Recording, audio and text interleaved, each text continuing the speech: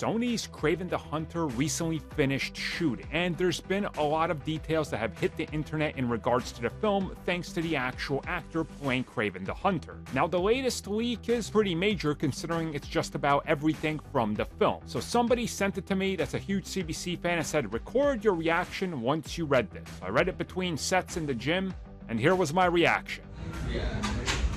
I just read it and I can't believe it. Look, I know you were expecting more, but I was literally dying by the end of my workout after supersetting some pull-ups combined with some face pulls, so that's all you got.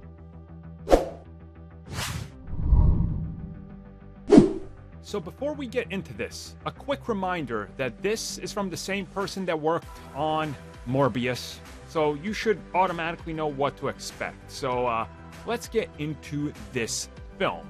So how exactly does Kraven the Hunter end up wearing his, well, outfit that everybody knows?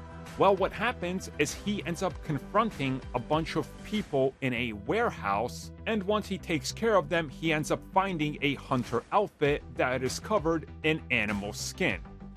Sergio, aka Kraven, puts the suit on, and from then on out, he vows that he will honor and protect animals, becoming the hunter of those that are in fact hunting the animals. He decides that he wants to strike fear into their heart by making them the animal that is being hunted by the apex predator, aka him, not Randy Orton. So yeah, that's why Kraven now loves animals and wears animals to strike fear. Did they read Batman Begins? What is this? So then Kraven is literally on the hunt trying to, stop this organization that's all about hunting animals. And once a major incident happens in a city, then the authorities are dispatched to go after him. And this is when he gets on their radar. Once he is on the run, he, luckily, is helped by Calypso.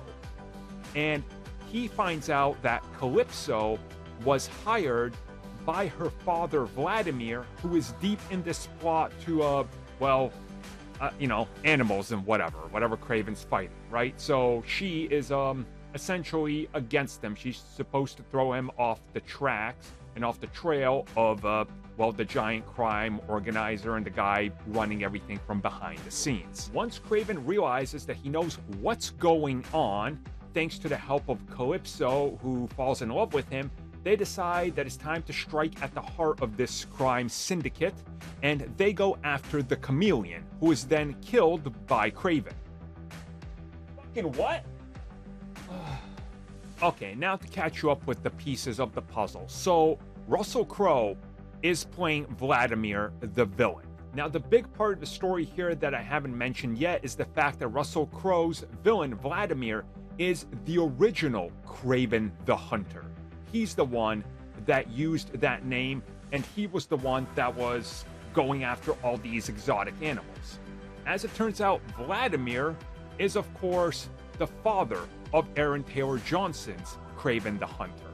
And when he was younger, he was put through major tests and major experiments that gave him the ability to more or less have the powers of specific animals. You know, the typical run as fast as the cheetah, as strong as this animal, all that. Now, after defeating the Chameleon, it is at this point that we get the revelation from Sergio and Calypso's point of view that he realizes that it is his father who is in fact the mystery villain, and it wasn't the one that he thought it was, aka the Chameleon. Plot twist, too late. Sergio confronts his father, and this is where he learns that he in fact killed his brother, aka the Chameleon. He is so enraged and so pissed that he ends up killing his own father. It is at this point that he ends up taking on the name Kraven the Hunter to rehabilitate it, except now, instead of fighting against the animals, he is going to wear this outfit to protect the animals and to hunt the hunters, thus becoming Kraven the Hunter the hero of the story. And the post-credit scene will reveal that Dimitri, aka Chameleon's real name, he is not in fact dead. So that's the setup for what happens next. Well, I don't know what to tell you other than this all sounds like hot garbage.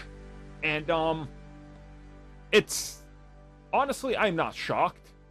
I've talked about the fact that I've known a couple things about this film and I just kind of you know, didn't care anymore. And well, here you go. Here you go. This is what you get when you let Sony loose.